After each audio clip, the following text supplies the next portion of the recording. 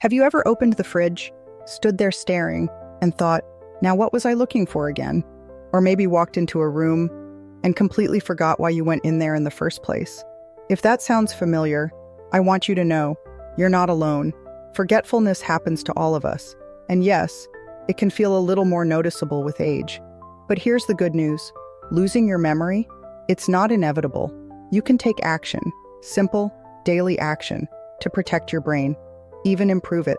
And that's what we're diving into today. 5 daily brain habits, backed by science and real-life experience, that can help you stay sharp, focused, and confident. Now, before we begin, just a little introduction. Welcome. And if this is your first time here, thank you so much for stopping by. My name is Rowena. I'm a mom of 7 and a grandmother of 16. Since 2020, I've been caring full-time for my parents. My dad, who's 86, has dementia, and my mom, who's 83, has heart problems. Before that, Mom was caring for Dad on her own, and honestly, she never really told me how bad things had gotten. Then one day, Mom got very sick. She called me from the hospital and said, "Can you come home?" That moment changed everything. It was only then that I saw the full weight she'd been carrying, trying to care for Dad, while quietly being just as unwell, maybe even more. My husband and I moved back home, and the last 5 years, they've been a massive learning curve. We've been figuring out how to support my parents, while also navigating our own path into this new chapter of life after 60. It's been a roller coaster, some beautiful highs, some hard, painful lows. And this channel, it's my way of sharing what's helped, and maybe helping you too. I don't have all the answers. I'm not a medical professional. I'm not a scientist. I'm just a daughter, walking this road with her parents, and learning, day by day, what it means to grow older with grace, and to support those we love along the way. Let me start with this. Your brain is not broken. It might feel a little sluggish sometimes. Maybe you struggle to remember names, or lose your train of thought mid-conversation. But your brain isn't giving up on you. It just needs a little love. And that brings us to our first daily habit. Keep learning, even just a little, every single day. Now, I don't mean going back to school or cramming for an exam. I'm talking about stretching your brain with something new. Because here's the truth. Your brain is like a muscle. When you stop using it, it weakens. But when you challenge it, even in small ways, you trigger something called neuroplasticity. That's your brain's way of making new connections. And yes, it still works in your 60s, 70s, and beyond. You don't have to be book smart. Learning can look like anything.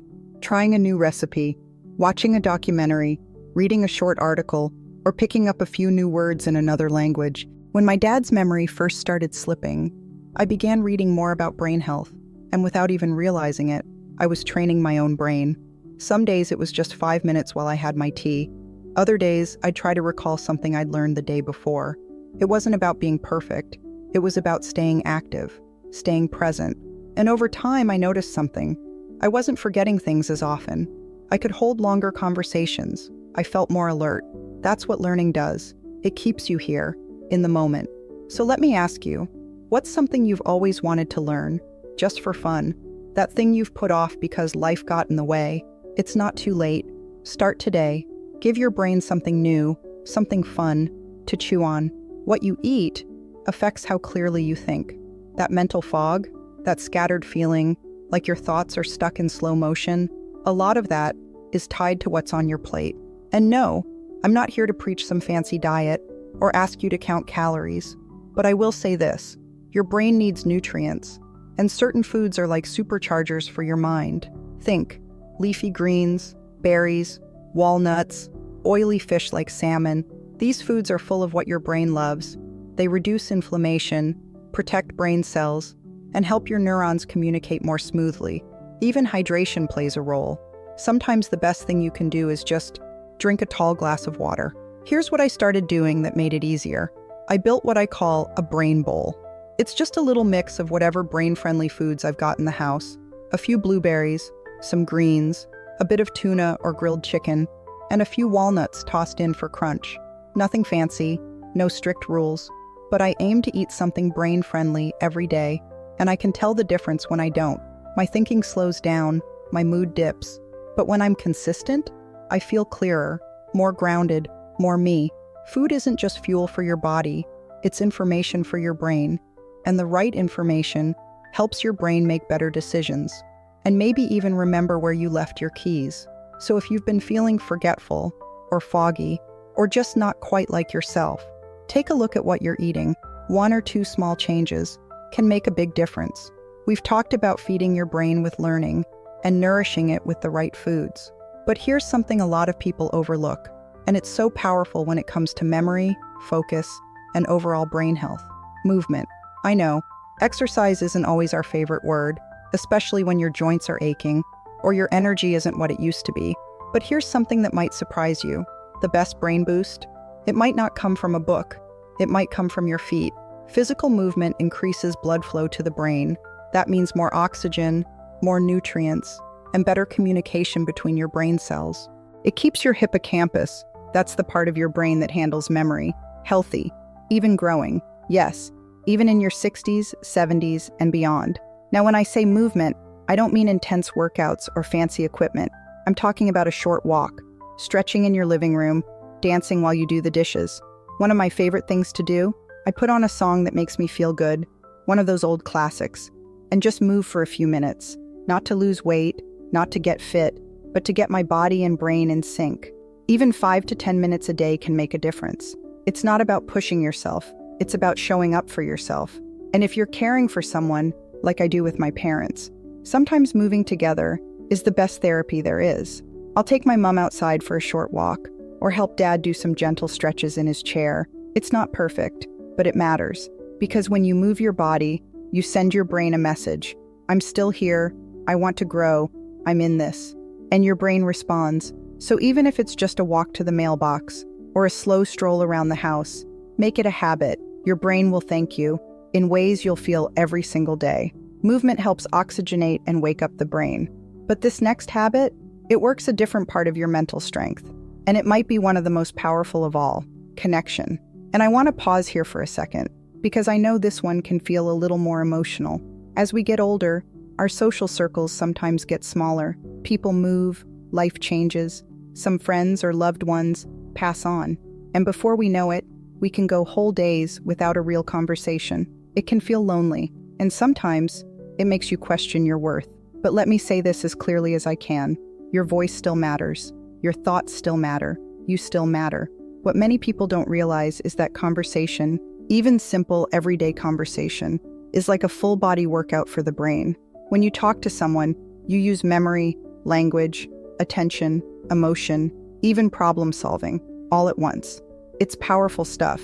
I've seen it with my dad. On days when he has someone to talk to, someone who listens patiently, he's brighter, sharper, he remembers more.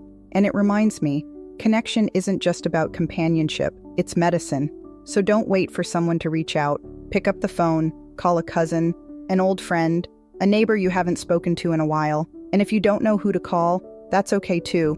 Leave a comment, join a local group, a book club, a walking club, a craft circle, something small, something regular, because meaningful connection, it stimulates the brain in a way nothing else does.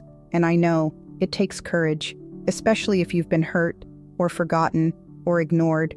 But being seen, being heard, being part of something, it's what keeps us human. It's what keeps our minds alive. And here's something I've learned while caring for my parents. It's not about how many people you talk to. It's about how real the connection feels. Even a 5-minute chat with someone who truly listens is worth more than hours of small talk. So please don't isolate yourself. Don't believe the lie that it's too late to make new friends. You are still growing, still changing, still so valuable. We've talked about learning, nourishing your brain with the right foods, moving your body, and staying socially connected. But this next habit, it's not something loud, or busy, or energetic. In fact, it's just the opposite, stillness. Now I know, life isn't always peaceful, even in retirement, especially if you're caring for others, managing your own health, or just trying to keep it all together. Stillness can feel out of reach. But here's the thing, your brain, especially a busy, overworked brain, needs quiet. It needs space to process, time to reset, and without that, the stress piles up, and memory, it starts slipping through the cracks. What I've learned, both from research and real life, is that intentional stillness can be just as powerful for your brain as movement. Even 5 quiet minutes a day can change how your brain works. You don't have to sit cross-legged or chant or light a candle.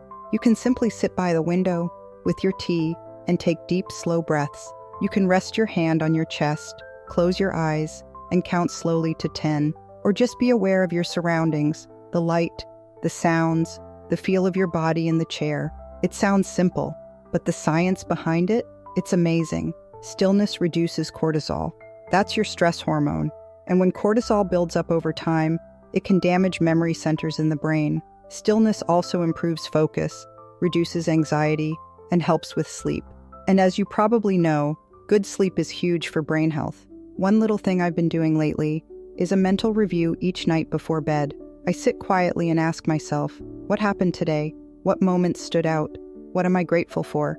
Sometimes I remember everything. Sometimes it's a bit foggy, but that's okay, because just by trying, I'm keeping that memory muscle active. And the best part? Stillness reminds me, I'm not just surviving, I'm here, I'm present, and I'm still learning how to take care of myself. So if life feels loud or overwhelming, give yourself permission to pause. No guilt, no to-do list, just breathe. Stillness doesn't mean doing nothing. It means giving your brain the space it needs to heal, to grow, to remember. All right, we've talked about a lot today, and maybe your brain is already working to hold on to these habits. So let's bring it all back together. Everything we've covered, from learning something new, to feeding your brain with good food, to movement, connection, and stillness. None of it has to be complicated. You don't need a full routine makeover or a giant to-do list. You just need to start small.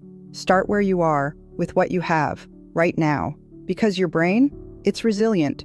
Even if you've had a few forgetful moments lately, or more than a few, that doesn't mean it's over. It just means it's time to pay attention, time to give your brain what it needs. Because it's not too late to stay sharp. It's not too late to feel like yourself again.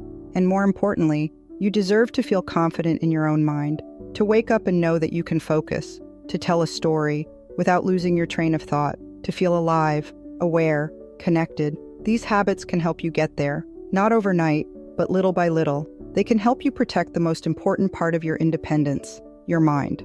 So let me ask you, which of these 5 habits speaks to you the most? Is it the learning, the food, the walking, the conversations, the quiet? Pick one. Try it for a week, just 1 week, and see how you feel. And if this message spoke to you, please give it a thumbs up. It helps this channel reach others who might be struggling with the same things. And if you haven't already, subscribe and hit the bell. We've got more coming that dives even deeper into living fully and aging well. More than anything, thank you. Thank you for taking time for yourself, for your mind, for your health, and for your future. Small changes really can make a big difference. You are capable, you are growing, and you are not alone on this journey. Here's to living your best life, at any age. Take care, and I'll see you in the next one.